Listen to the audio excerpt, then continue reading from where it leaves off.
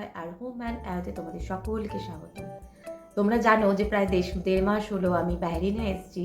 বাহরিন একটি middle east country, অর্থাৎ Gulf কান্ট্রির অন্তর্গত।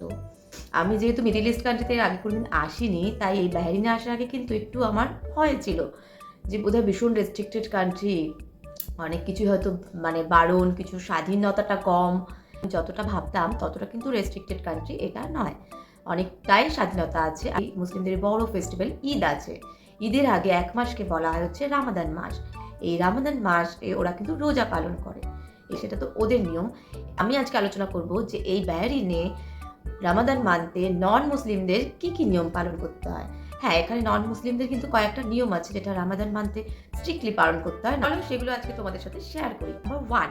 নাম্বার ওয়ান হচ্ছে নন মুসলিমরা কিন্তু এই রামাদান মানতে সন্ধ্যে 6টার আগে কিন্তু বাইরে খেতে পারবে না। যে কোথাও বেরোচ্ছি বা বাইরে আছি, খিদে পেয়েছে, দোকান থেকে কিনে একটা বিস্কিট কিনে খেলাম, কেক কিনে খেলাম, বা গরম লাগছে কোল্ড ড্রিঙ্কস কিনে খেলাম, এটা কিন্তু একদম অ্যালাউ না। যদি এরকম কাউকে দেখে তাহলে কিন্তু সোজা 100 বিডি ফাইন করবে। 100 বিডি মানে ইন্ডিয়ান কারেন্সিতে 22,000 টাকা। কারণ আছে, কারণটা হচ্ছে যারা ফাস্টিং এ আছে মুসলিমরা, তাদের কিন্তু অন্য কাউকে খেতে দেখলে স্বাভাবিক খেতে ইচ্ছা করবে, আমাদেরও তো খেতে ইচ্ছা করে বলো।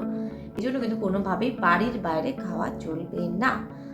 নাম্বার টু হচ্ছে নন মুসলিমরা, মুসলিম বন্ধু, মুসলিম কলিগ যাদেরকেই দেখুক না কেন এই রামাদান মানতে তাদের উইশ করতে হবে যে রামাদান মুবারক। নাম্বার থ্রি হচ্ছে লাউড মিউজিক একদমই চালানো যাবে না। ঘরেই তুমি চালাচ্ছ, ভীষণ জোরে গান চালাচ্ছ, বক্সে ভীষণ জোরে গান চলছে, কি হয় যারা ফাস্টিং এ আছে না তাদের প্রবলেম হয়, তাদের সমস্যা হয়, অনেক সময় তাদের শরীর অসুস্থ থাকতে পারে না, এগুলো তাদের একটা এফেক্ট পড়ে, তাই জন্য কোনোভাবেই লাউড মিউজিক চালানো যাবে না। নাম্বার 4 হচ্ছে যে ভীষণভাবে টাইট ফিট ড্রেস পরে বাড়ির বাইরে বেরোনো যাবে না। তুমি ঘরের ভেতরে পড়তেই পারো, তাতে কোনো সমস্যা নেই, কিন্তু ভীষণ টাইট জামা পরে বাড়ির বাইরে বা ভীষণ শর্টস ছোট জামা পরে কিন্তু বাড়ির বাইরে বেরোনো যাবে না এই 1 মাস। তারপর হচ্ছে নাম্বার 5 হচ্ছে যে হাত ধরে, অনেক আছে না বয়ফ্রেন্ড গার্লফ্রেন্ড বা স্বামী স্ত্রী একদম হাত ধরে চাপটে ধরে রাস্তা দিয়ে চলছে, ওইটা করা যাবে না। নেক্সট হচ্ছে নাম্বার 6 হচ্ছে তোমরা, এটা অপশনাল, তোমার ইচ্ছা, এটা কোনো বাধ্যবাধকতা নেই এখানে। সেটা হচ্ছে তোমার খুব ক্লোজ ফ্রেন্ড হয়তো মুসলিম, তুমি নন মুসলিম, তোমার খুব ক্লোজ ফ্রেন্ড হয়তো মুসলিম, এবার তুমি তাদের সাথে ইচ্ছা করলে ফাস্টিং করতেই পারো, কিন্তু তাদের জানানো যাবে না যে তুমি ফাস্টিং এ আছো। হয়তো বলতে পারো যে আমি ওয়েট লস করতে চাই, এই জন্য ফাস্টিং এ আছি।